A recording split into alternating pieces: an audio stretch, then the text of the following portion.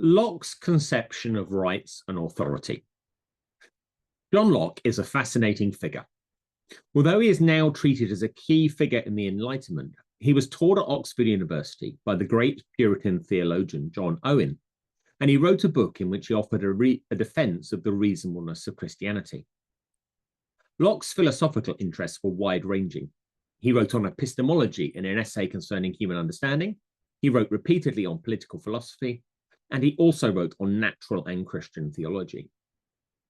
In this video, we're going to discuss only one aspect of Locke's thought, but my reading of Locke is that his three projects were mutually supporting.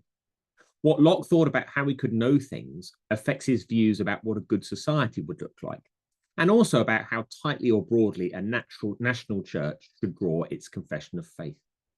If you want to explore that more, look at my article, Locke and Rules on Religious Toleration and Public Reason. John Locke was born in 1632 and died in 1704. When Locke was growing up, England, Scotland, and Ireland were ripped apart by a series of civil wars that decimated the population of England and Scotland and led to the direct or indirect deaths of up to 20% of the people in Ireland. After England's experiment with republican government ended and Charles II returned to the throne, draconian laws were imposed against Catholics and against those Protestants who were not Anglicans, Episcopalians. These laws were designed to force people to attend Sunday worship in the Church of England. Those who refused to do so were subject to penalties which excluded them from public office, from teaching in schools, from attending the universities of Oxford and Cambridge, and from meeting in groups of more than 5 people who were not members of the same household. For Locke, the wars in the British Isles and the even bloodier conflict of the 30 Years' War in continental Europe raised 3 key questions. 1. What is the basis of a ruler's authority? 2. What is the extent of a ruler's authority? And 3. Does a ruler's authority extend over matters of religious belief and practice?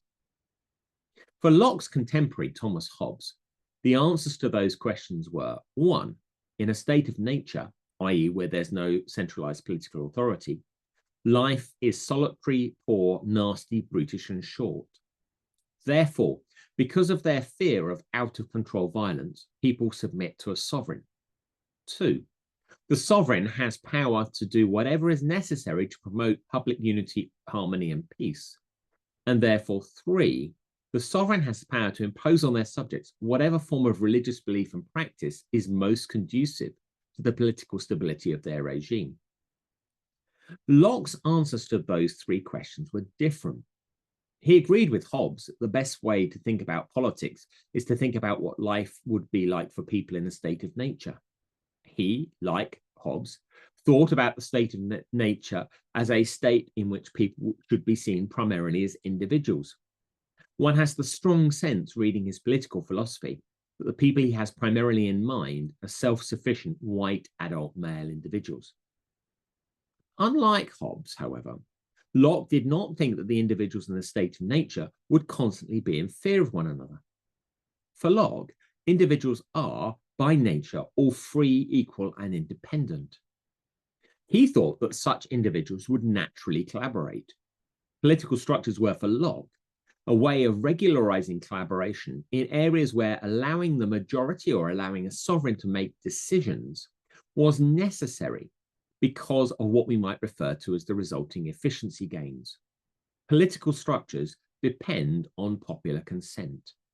In other words, we start with individuals have rights, and those individuals voluntarily give up some of their rights to political structures established by a social contract.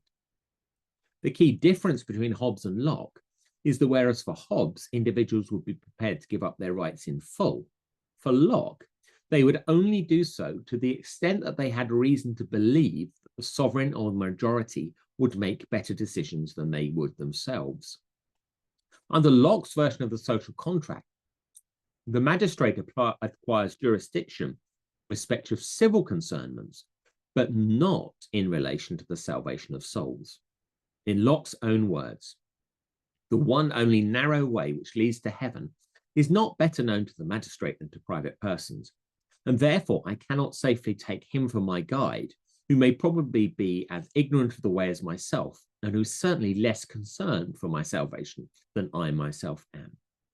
For Locke, therefore, the purpose of the state is to preserve and advance the civil goods of its members, which Locke identifies as bodily life, health, and liberty, as well as the secure possession of external things needful for these, such as property, money, houses, furniture, and so on. So if we return to the three questions: 1, what is the basis of a ruler's authority? 2, what is the extent of a ruler's authority?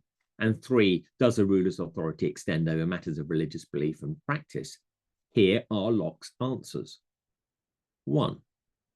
A ruler's authority is based on the consent of the individuals to entrust the enforcement of certain of their natural rights to a public authority. 2. Public authorities and political societies are established for the sole end of securing every man's possession of the things of this life. 3.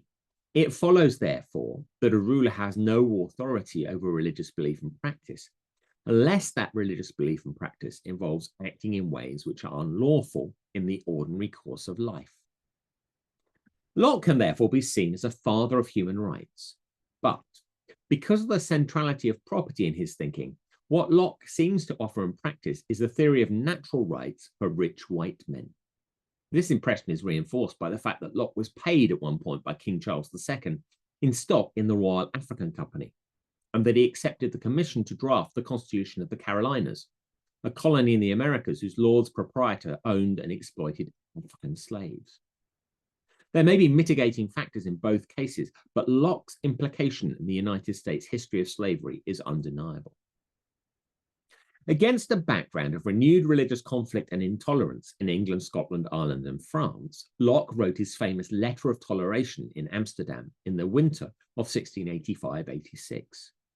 Locke argued that each human being was responsible for their own salvation, that true belief could not be forced, and that the church was a voluntary society.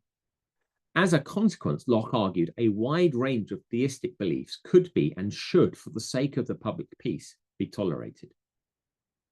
Locke is both the moment at which arguments for toleration arising out of the Reformation received their definitive statement, and the point at which the door is opened for a very different understanding of human rights. Those reformers who appealed to toleration did so in the name of freedom of conscience. Freedom of conscience, as they understood it, was freedom to respond sincerely to God's calling and to God's commands as each individual understands them.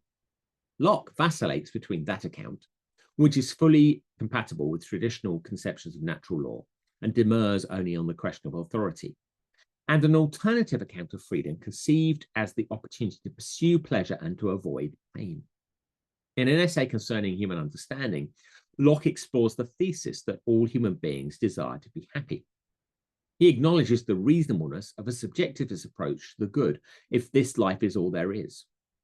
Because, however, of his convictions as a Christian, Locke argues that true happiness lies in aligning our desires with the true intrinsic good in things.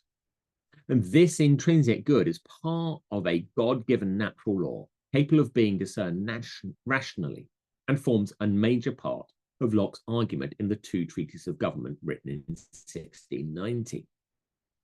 There are, therefore, two different accounts of the good, and consequently two different conceptions of freedom in Locke's thought.